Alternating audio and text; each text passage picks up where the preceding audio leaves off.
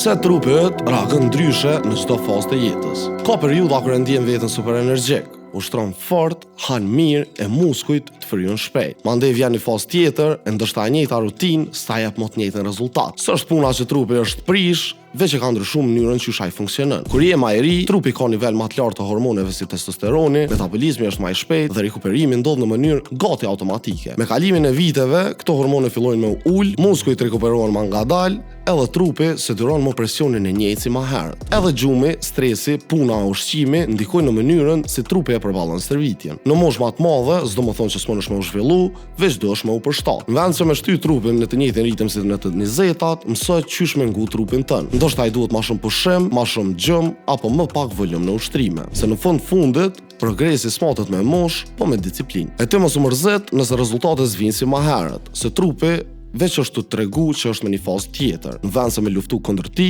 punon bashkë me të. Se forma më e mirë s'vjen kur je më i ri, vjen kur e kupton trupin tënd përfundimisht. E ti për me kuptu më shumë si kjo, bëni subscribe për banin në YouTube e follow në platforma tjera.